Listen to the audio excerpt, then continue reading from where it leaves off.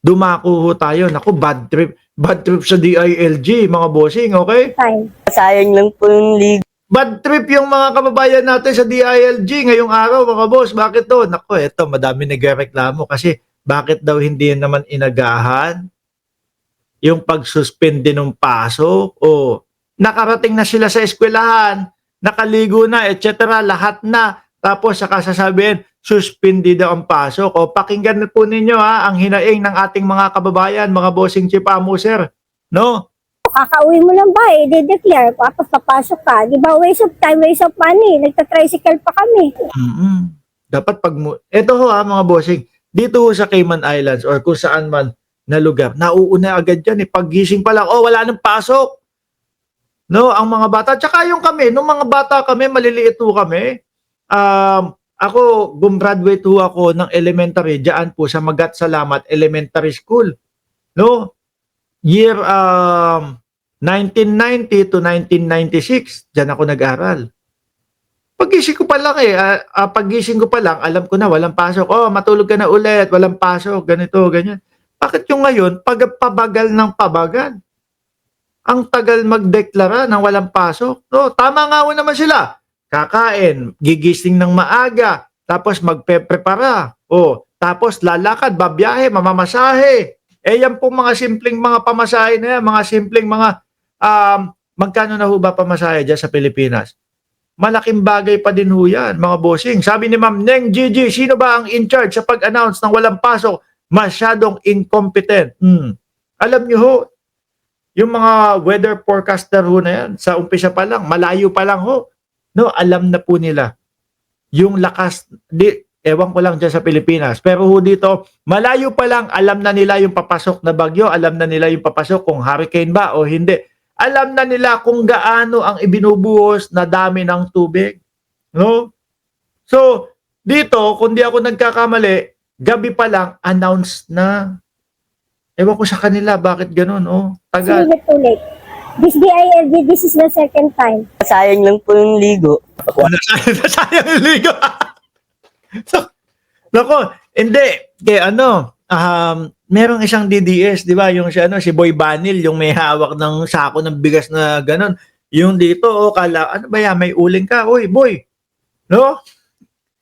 Hindi nanghihinayang yung sa ligo kasi mukha namang Alaws Goli yun. Oh. Kasi mas maaga, mas maganda para yung mga bata di tuloy-tuloy pa rin kanan Hindi sayang oras. tulog nila. Mga kapamilya, ngayon po, September 1, 2025, araw po ng Lunes, matapos nga po ang suspensyon na inanunsyo ng DILG para sa lahat ng klase at mga government work po ngayong Lunes sa ilang bahagi ng bansa dahil sa masamang panahon ng ilang estudyante dito sa Kamuning Elementary School. Ayan, nakapasok na yung iba, Quezon City. Di ba? Dapat agapan nyo. Alam nyo dapat ang hirap ng bayang Pilipino. Lalo na yung mga ganyan niya. Sabi ko nga sa inyo, maliit na bagay sa inyo yung mga pamapamasahe. Pero sa ating mga kababayan, malaking bagay na yan. Di ba? Dapat nasa sa isip, dapat iniisip nila yung mga ganong maliliit na bagay. Hindi po porkit sa kanila, walang kwenta at napakaliit nun, babaliwalain, agapan nyo, agahan nyo, para walang nasasayang. Dapat isama sa independent body na mag-iimbestiga sa FCP, Flood Control Project, sina Boss Mike, Chris Ulo, Sangkay Janjan at Niolo. Ay, matitikas ho yan kapag kayan ang mga nag-iimbestiga. Malulupit ho yan.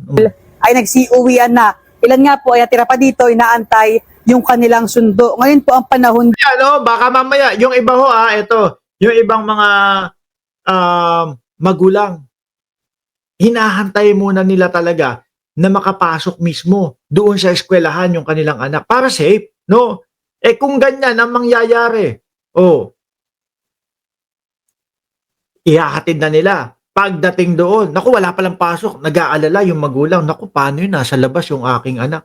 Sa Pilipinas, mga kababayan, kahit papaano, delikado yung mga ganyan, no? Lalo na yung mga musmos at maliliit pa ho. Di ba? Alalahanin nyo dapat yun pag nag-announce kayo. Sabi ni Ma'am Chris Rose, Delia Rosario, kay Mark mo matututunan yung word na yun, ngangit. Ay, ngangit ba yun?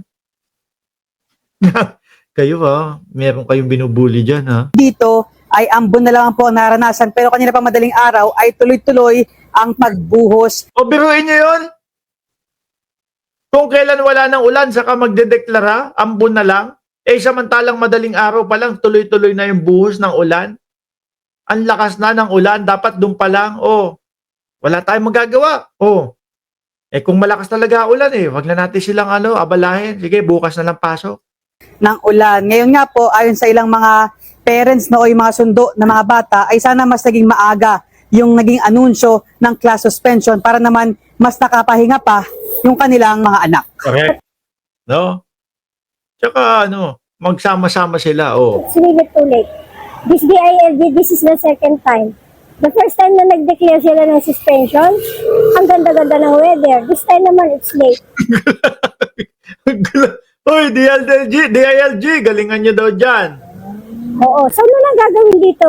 Hindi ba nila kayang aralin, i-research, mag-scientific base sila, saan nila i-base ang declaration nila? Nakaka-permission na sa mga magulang at sa mga bata. Hindi siya system, hindi siya practice, habit nila. Parang gusto lang nila, gusto nila. So, kakauwi mo lang ba de-declare, tapos papasok ka. Di ba, waste of time, waste of money. Nagta-tricycle pa kami.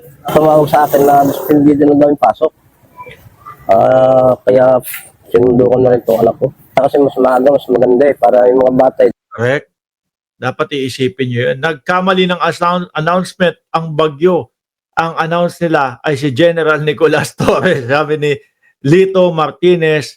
Oh, yan. Sabi, baka nakapokus doon.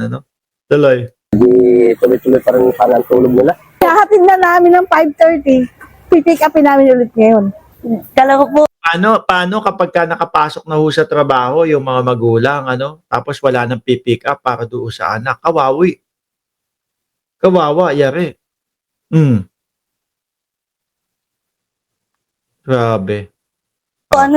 Pero meron namang time na pwede pang magbago pa at mag-improve pa ho. 5:45 nag-announce na walang pasok, sabi ni Ma'am Delia may Rosario. pasok po Dapat nga po, mas maaga Mula po rito sa Quezon City, Christopher Sitson, ABS-CBN News.